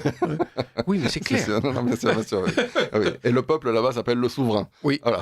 Ouais, ça bah, n'est- et on- Donc, Ça veut dire que vous n'êtes pas dépossédé de votre vie, bien sûr. ce qui est pas mal. Oui, c'est pas mal. Alors, une auditrice nous dit manifestation de samedi prochain sur la place de l'Hôtel de Ville est clôturée parce que la mairie de Paris fait planter une forêt. Non, elle n'est pas clôturée. On ne peut pas envahir toute l'esplanade parce qu'il y a cette folie Urbaine. qui est en cours. D'accord. Mais on va s'installer dans l'avenue qui est en face de la grande façade et les motards qui sont au cœur avec la Ligue de défense des conducteurs et tous les forains, les trucs, les artisans, enfin, toutes les organisations mobilisent, mais il y aura beaucoup de motos. Ce qui est merveilleux parce que ça veut dire que personne ne s'attaque jamais à une manifestation où il y a entre 5 et 10 000 motards. Oui, oui. Donc vous avez une sécurité absolue qui règne. D'accord, oui. D'accord. Et je dis ça parce que la première manifestation, il y a un gendarme motard qui est venu me voir. Oui, Il me dit, Monsieur Jardin, beaucoup de chance d'avoir les motards en colère avec vous oui. parce que jamais personne ne s'attaque. Donc Oui, ce oui. sont des manifestations totalement auto-sécurisées. Oui, d'accord, oui, bien sûr. Je oui, dis pourquoi. oui, Il d'accord. me dit, mais si un malotru s'approche, il me dit, ils prennent des coups de casque. Donc personne ne s'approche. Bon, Donc c'est serein. oui, d'accord. Donc, à condition, c'est serein, à condition qu'il n'y ait pas de coup de casque, on va dire. Mais voilà. Oui, mais l'expérience montre qu'il n'y en a pas. Ah, d'accord.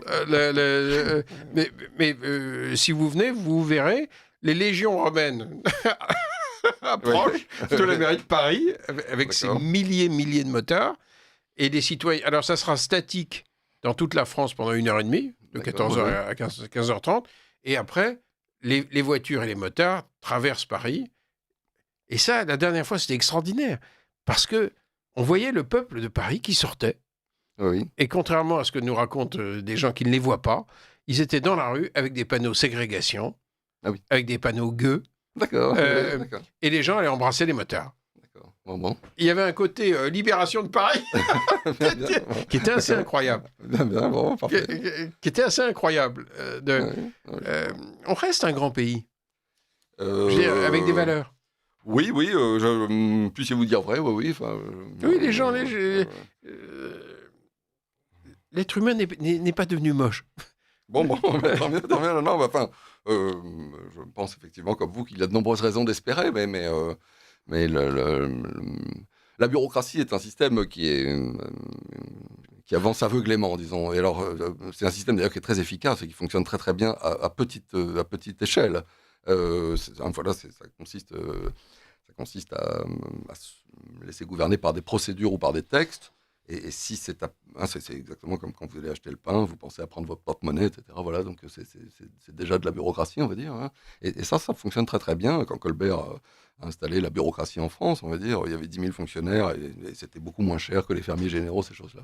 Le problème, c'est que c'est un système, je recite Bruno Lussato d'ailleurs, qui souffre énormément de ce qu'on appelle les équations dimensionnelles. C'est-à-dire, on parle par exemple, on dit de l'eau qu'elle est très peu sensible, disons, au volume. C'est-à-dire, les lois physiques qui s'appliquent à la molécule ou à la goutte d'eau sont à peu près les mêmes que celles qui s'appliquent à l'océan sur de nombreux critères. Bon. En revanche, l'exemple que donnait Bruno Lussato, d'ailleurs, est intéressant. C'est quand une sphère grossit, sa surface augmente d'un ordre carré quand son volume augmente d'un ordre cube. Et du coup, ça crée de la graisse, à tel point que si vous prenez une sphère d'1 mètre cube, et sa surface extérieure fait à peu près 5 mètres carrés, si vous la fractionnez en petites sphères d'1 millimètre cube, voilà, le total fera toujours 1 mètre cube, mais la surface totale fera 5000 mètres carrés.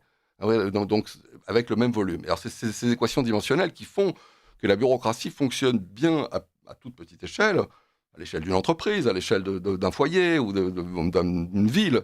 mais ne fonctionne plus à l'échelle de l'Europe ou à l'échelle de la France. C'est-à-dire que là, ça devient un système qui, aveuglément, va bulldozeriser, on va dire, des millions de gens sans même s'en rendre compte, sans méchanceté, c'est ça qui est terrible. C'est-à-dire que le truc avance. Agnès Pannier-Runacher est droite dans ses bottes, on va dire, avec cette histoire-là. C'est Macron hier qui nous dit c'est concerté, c'est étudié, c'est partagé, c'est scientifique. Comme ça, à cette vitesse-là. C'est terrifiant. Voilà. D'abord, je vais vous raconter une anecdote, puisque vous venez de parler d'Agnès Pannier-Runacher. Oui. Elle a voulu me rencontrer, donc j'étais à la voir. Et à un moment, je lui ai posé une question toute bête. Je lui ai dit, avez-vous calculé combien les Français perdent dans l'histoire des LFE ? Oui. Puisque leur véhicule classe 3 et 4 n'a plus de valeur. Essayez de vendre votre véhicule classe 3. Vous aurez des surprises. Soit pas d'acheteur, soit une décote énorme. Bien sûr. Oui. Donc il y a une perte, destruction de valeur. Et ce que vous l'avez calculé. Là, je vois un océan qui s'ouvre dans sa pupille. Je comprends dans son regard. Oui, bien sûr, qu'elle ne s'est absolument pas posé la question de cette perte. Vous en donnez le chiffre dans votre livre, 65 milliards, je crois. Oui, voilà. C'est une somme délirante, énorme. Complètement délirante, prise aux classes populaires. C'est-à-dire, je lui dis, c'est l'équivalent d'un impôt, pour la France qui ne paye pas d'impôt, entre 2 et 5 SMIC. Oui. C'est horrible. Oui, il faut y ajouter la perte sur l'appartement avec le diagnostic de performance énergétique. Vous êtes en train de détruire le peu de valeur qu'ont les milieux populaires. Et à ce moment-là, elle me regarde, et le geste est extraordinaire. Genre, haha, vous croyez me berner ? Elle décroche le téléphone et me dit, j'appelle un grossiste de voitures d'occasion. Oui. Ah oui. Elle l'appelle et elle lui demande, pour 3 véhicules, une Clio, je sais pas quoi. Oui. Et elle raccroche. Et là, elle est blanche. Non, je lui dis, le geste là que vous venez de faire, vous m'apportez la preuve que vous n'en savez rien. Ah oui, bien sûr. Oui. Et je vais m'empresser de le raconter partout. Voilà, c'est fait ici. Parce que je veux que les gens sachent à quel niveau d'amateurisme on traite leur réalité. Oui, bien sûr. C'est dément. Franchement, j'en ai eu la mâchoire qui s'est décrochée. Ah oui. Je l'ai regardé appeler. Je me suis dit, mais je suis où ? Ah oui. Est-ce que je suis vraiment... Ce qui est étonnant d'ailleurs, c'est que ces voitures thermiques d'occasion étaient en train de remonter. La cote de ces voitures était en train de remonter, précisément parce que les gens se rendaient compte que le fait de mettre, je ne sais plus combien, 19 heures pour faire un Paris-Marseille, enfin, un truc comme ça, avec les recharges électriques et tout, enfin voilà, ça ne leur plaisait pas, et donc était en train de remonter. Et c'est à se poser la question, d'ailleurs, je n'aime pas trop les explications machiavéliques, mais est-ce que c'est les constructeurs automobiles qui, n'arrivant pas à atteindre les taux de voitures électriques que l'Europe les oblige à produire, qui ont demandé à ce que ces ZFE émergent, afin de pouvoir enfin avoir un aiguillon, disons, un aiguillon qui pousse les Non, parce qu'on ne peut pas inventer le pouvoir d'achat des gens. Oui, et eux le savent. Oui, et eux le savent beaucoup mieux qu'un fonctionnaire. Donc, voilà, ils connaissent la réalité du marché. Oui. Et ils payent chèrement les erreurs des bureaucrates. Oui, bien sûr. Oui. Donc, eux le savent. Et j'ai été discuter avec toutes sortes de gens de cette industrie. Oui. Eux sont effrayés par le carcan administratif parce qu'ils savent que si on poursuit avec les mêmes délires européens, ils auront disparu d'ici 4-5 ans. Oui. Donc ils sont... oui, non, bien sûr. Oui, aujourd'hui, je pense qu'ils en sont conscients. Aujourd'hui, c'est sûr qu'ils en sont conscients. Je ne sais pas pourquoi ils ont laissé passer ces taux de vente de voitures électriques sur le marché européen, parce que... je pense qu'il y a une culture de la soumission. Oui. On a tous grandi dans l'idée qu'il y avait un État à peu près raisonnable. Et donc, au moment où il est devenu totalement dément... Mais il est totalement dément depuis très longtemps. Vous savez, c'est le sujet de cette émission. Oui. Donc, vous parlez du plus grand braquage du siècle avec les 65 milliards, le plus grand braquage de pauvres du siècle. J'ai envie de vous dire, il y a aussi, vous oubliez peut-être la retraite, vous oubliez le système de soins, l'instruction, le logement, vous oubliez... Voilà, oui, mais disons... on va dire que... Non, ça reste absolument scandaleux, et 65 milliards, c'est 65 milliards en valeur absolue. Je vous suis complètement sur cette idée que c'est un scandale absolu et un braquage de pauvres. Mais je dirais cette habitude de braquer les pauvres, hélas, ils l'ont prise. Depuis longtemps. L'habitude d'être braqué, oui, bien sûr. Oui. Mais là, Enfin, disons qu'on arrive dans la phase critique où ça devient absolument visible. Je crois, oui. Non, mais Mais moi, je pense que... j'espère que vous y serez. Ouais. Honnêtement, je pensais que le mouvement des gueux prendrait après la mise en route des radars qui lisent les plaques. Oui. Je pensais qu'il faudrait que les Français soient massivement punis.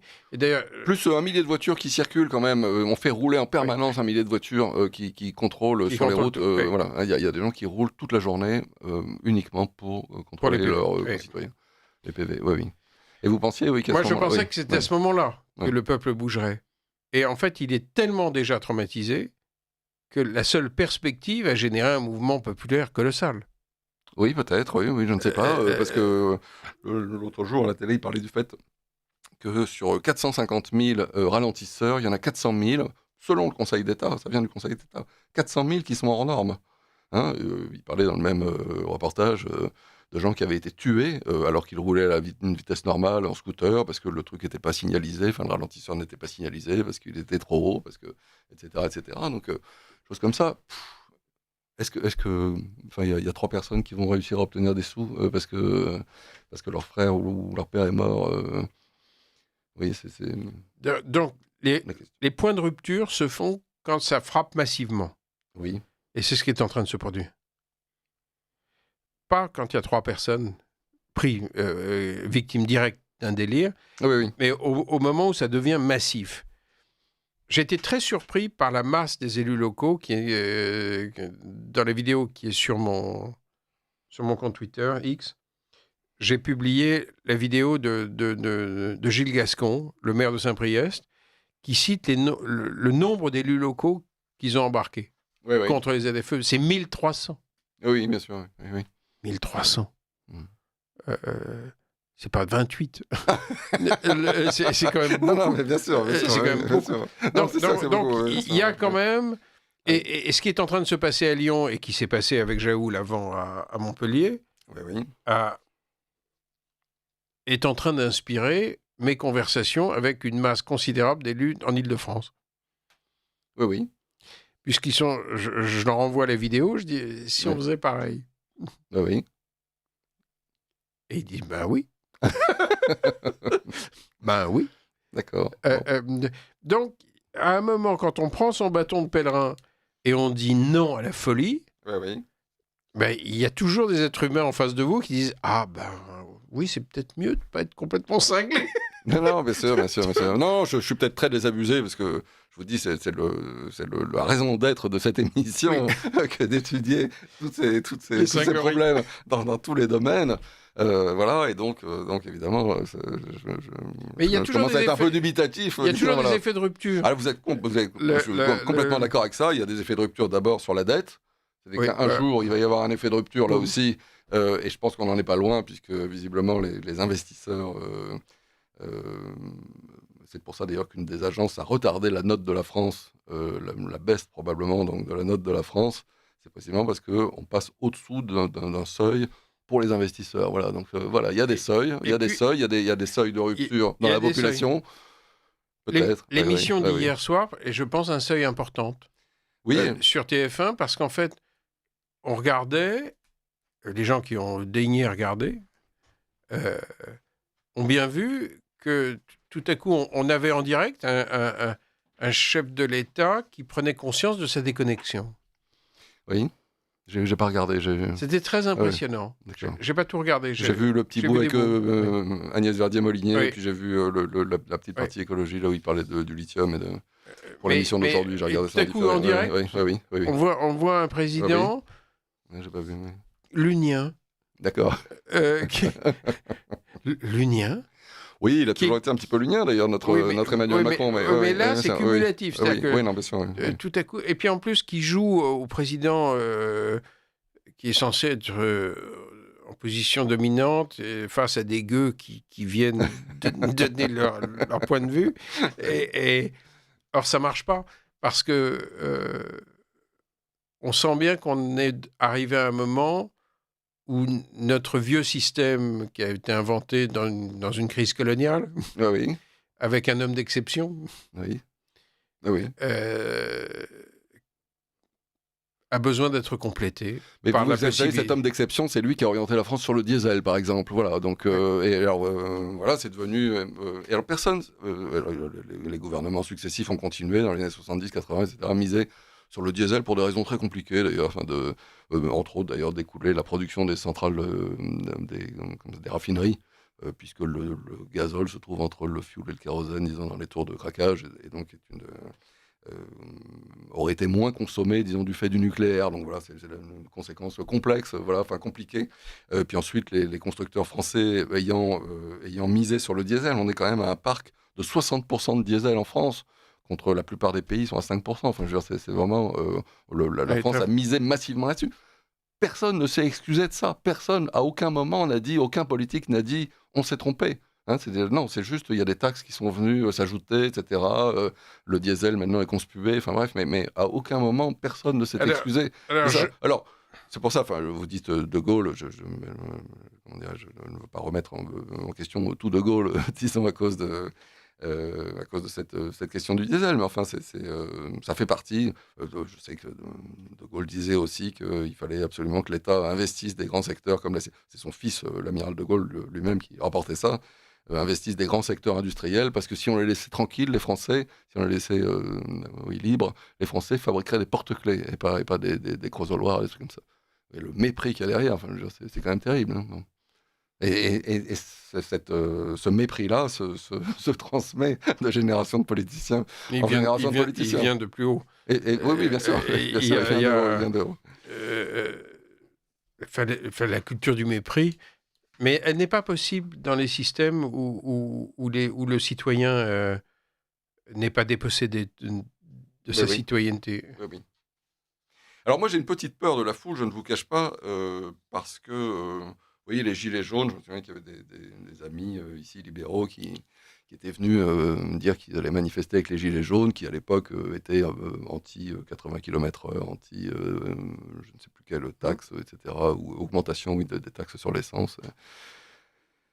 Et il s'est passé ce qui se passe systématiquement, c'est que deux mois après, ces gilets jaunes étaient pour qu'on taxe les riches davantage, etc., et que ce soit Bernard Arnault qui paye toute la facture, ce qui est totalement impossible. Hein. La forme pyramidale des revenus fait que si vous dépossédez même les 10 personnes les plus riches, vous avez pas, non, vous pouvez pas payer quoi que ce soit. Alors, je vais vous répondre, parce que je me suis posé cette question, quand j'ai compris que si je ne faisais rien, de toute façon, il y aurait une révolte.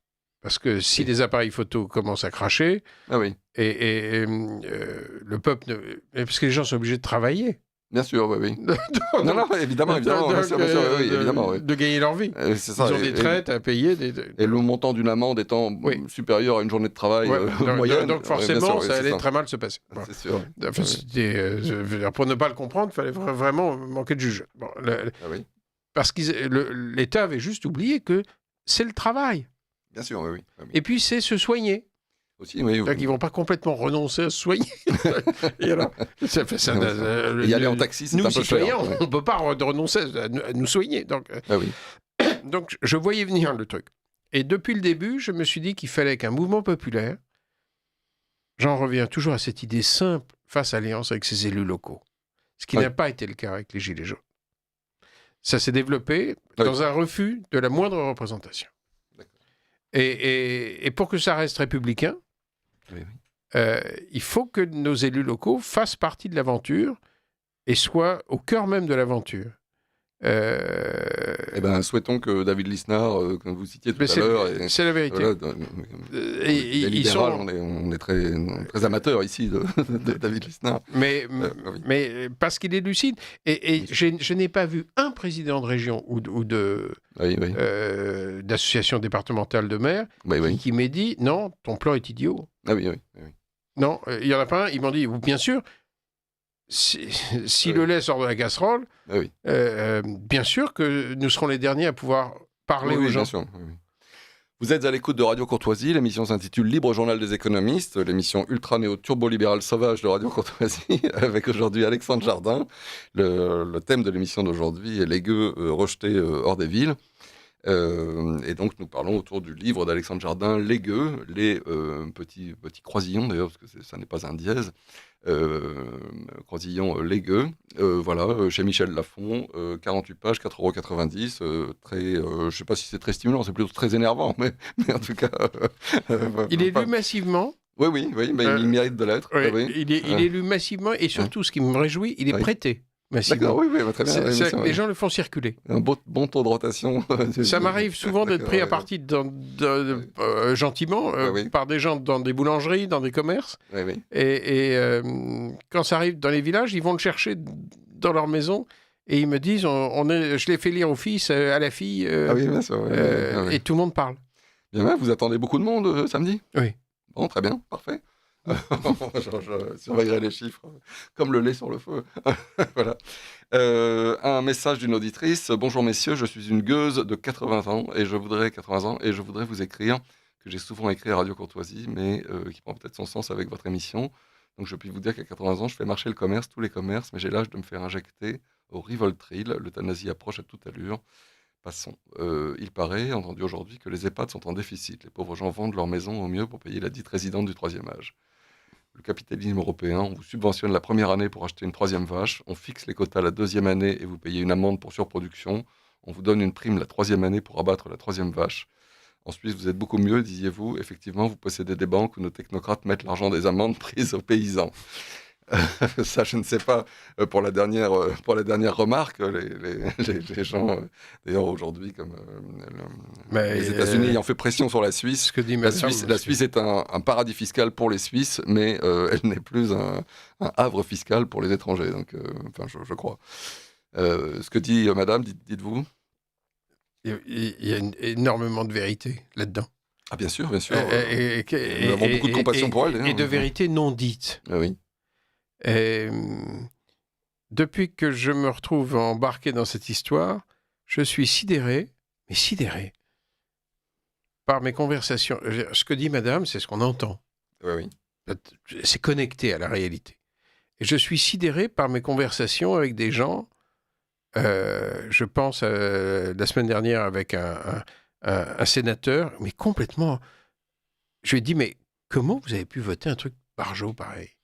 Oui. Enfin, comment ça s'est fait ? Oui. Et il me dit, il faut nous comprendre. À l'époque, on nous parlait de l'air pur. Tout le monde était pour l'air pur. Oui, c'est ça. Oui. Je dis, mais pourquoi vous n'avez pas lu l'étude d'impact inexistante qui fait une demi-page ? Oui. C'est triste. Il me dit, mais si on votait pas ça, on n'était pas des gens bien. Oui, il y a une énorme pression. Et Agnès Pannier-Runacher, d'ailleurs, ne manque jamais de faire comprendre à ses interlocuteurs et donc, ils ont voté n'importe quoi. Qu'ils sont des affreux. Des affreux, voilà. Des ennemis de l'environnement. Des tueurs d'enfants. Voilà, toutes ces choses-là. Avec des nanoparticules dont on ne sait toujours pas si elles sont vraiment nocives ou pas, parce que les gens disent que ça ferait jusqu'à 40 000 ou 800 000, enfin peu importe, morts par an, mais jusqu'à peut-être zéro, on ne sait pas, de 0 à 40 000. Oui, parce qu'elle cite un haut de fourchette inévaluable. Et puis c'est quoi le mort ? C'est quelqu'un qui meurt 3 secondes plus tôt parce qu'il a respiré des nanoparticules, etc. Enfin, je veux dire, on ne peut pas tirer quoi que ce soit on n'en sait rien, en fait. On n'en sait rien, mais voilà, on va... Mais cette culpabilisation extraordinaire, elle a fonctionné sur les parlementaires. Oui.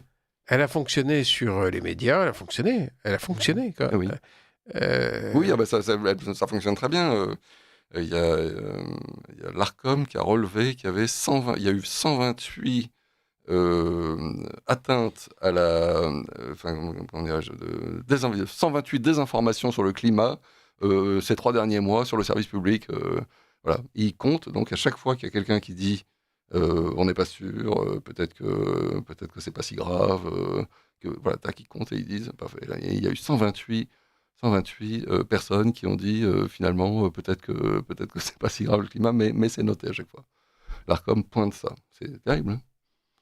Donc voilà, et donc derrière vous êtes obligé, non seulement vous n'avez pas le droit de dire que vous pensez qu'Agnès Runacher se trompe peut-être, ou qu'elle exagère dans ses chiffres, etc. C'est un mensonge pur, ce qu'elle raconte. Moi, Chimiquement pur. Moi, je pense d'abord qu'elle n'en sait rien. C'est-à-dire que, Oui. comme tous les écolos, le problème, à chaque fois qu'il y a un orage, ils nous disent, vous voyez, c'est bien la preuve que le climat est bouleversé, etc. Le problème, c'est que la veille, ils n'avaient pas dit ça créerait des orages. Alors maintenant, les inondations font partie. J'ai entendu que les falaises qui tombent, mais la forme des falaises nous montre comment fonctionne une falaise. La forme d'une falaise montre que les falaises s'écroulent. Voilà, c'est ça le principe. Et donc, c'est pour ça que les angles sont aigus, bien à 90 degrés en haut des falaises. C'est parce que régulièrement, il y a des bouts de falaises qui tombent.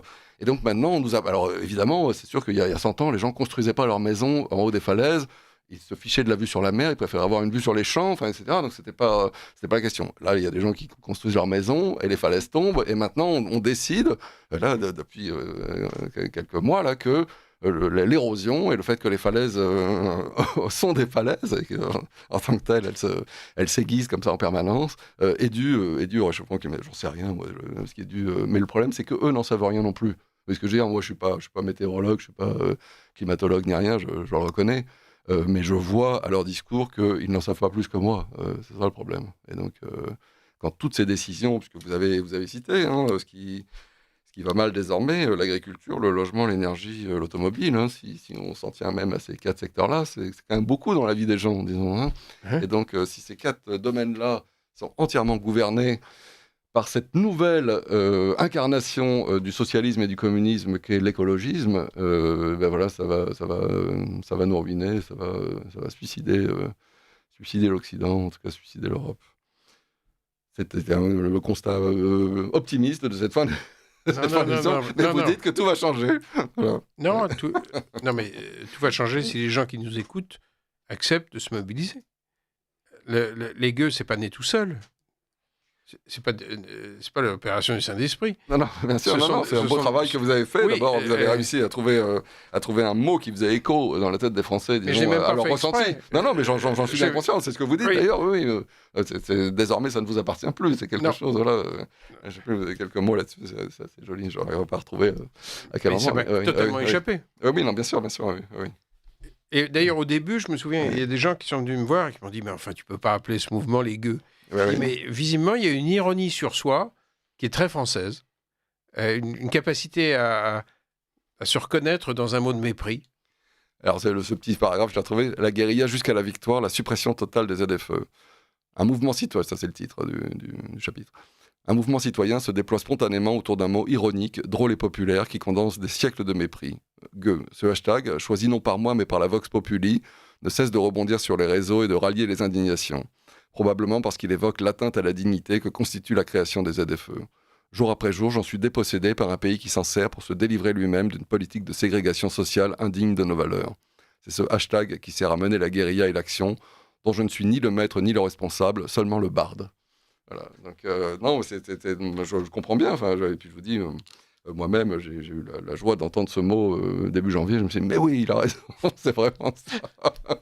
C'est vraiment ça. Ensuite, j'ai cessé de me pencher sur le mouvement et la question, mais en tout cas, le mot m'a beaucoup plu. Je suis vraiment ravi de vous avoir reçu aujourd'hui pour parler de ça.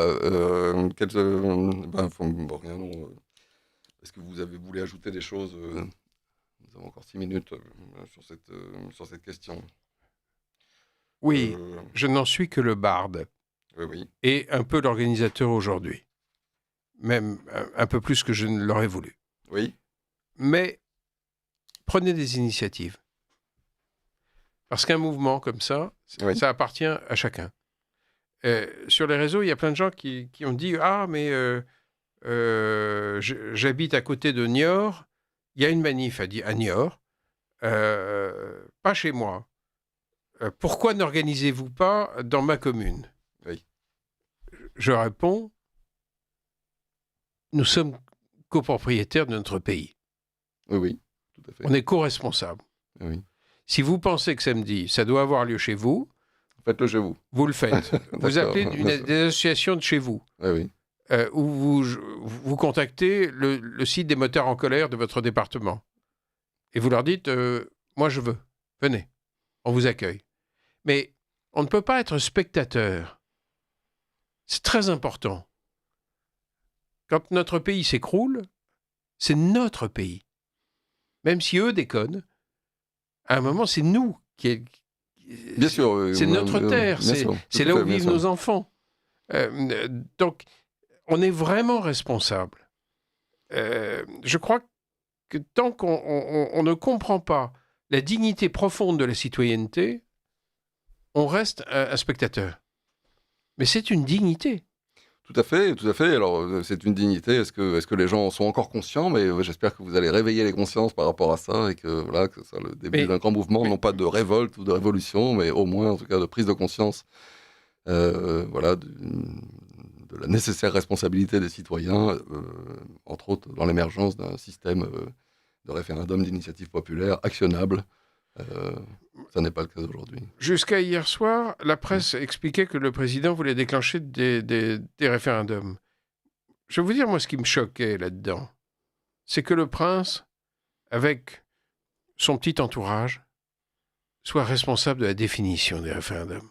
Parce que dans un référendum, la question importante, c'est peut-être moins la question qu'on pose que qui la pose. Bien sûr. Est-ce que c'est le prince? Bien sûr, oui.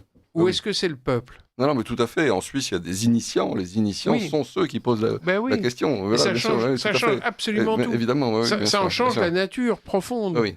Et surtout, ça en change la sincérité. Et derrière tout ça, il y a la question de la culture du mépris. Ou de la culture de la confiance. Qui d'ailleurs, Chirac s'est fait renvoyer son mépris, finalement. Oui. Voilà, il était sûr d'obtenir la majorité à son référendum là, sur la Constitution européenne. Les gens ne l'ont même pas lu. Ils ont voté contre Chirac et contre ce mépris, disons, contre cette... Voilà. On leur demandait d'avaliser, comme ça, juste, d'avaler même. Le peuple rendra toujours le dédain qui lui est adressé. Oui. Toujours. Oui. Donc, il répondra non pas à la question, mais contre le dédain. Tout à fait. Alors que si c'est porté par la base, par des élus locaux, par des associations locales, par de simples citoyens, si ça vient du sol, du terreau français, ça porte une légitimité. Et ça devient notre affaire, et non pas leur affaire. Bien sûr, bien sûr. Ça change complètement. Et en plus, on se rend compte en Suisse que pour qu'un texte devienne une votation, donc il faut un nombre de signataires, et on se rend compte que ce texte évolue. Bien sûr, oui, tout à fait.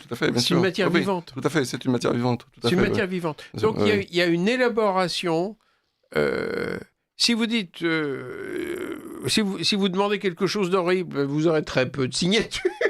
Bien sûr, si vous demandez quelque chose qui est de plus en plus intelligent, de plus en plus opérationnel, parce que vous avez écouté, ben les gens disent oui. Bien sûr. Eh bien, écoutez, je suis vraiment ravi. Nous arrivons au terme de cette émission. Merci Alexandre Jardin. Le thème était Les gueux rejetés aux portes des villes. Le livre d'Alexandre Jardin, l'opuscule, c'est Les gueux chez Michel Lafon, 4,90 €, 48 pages.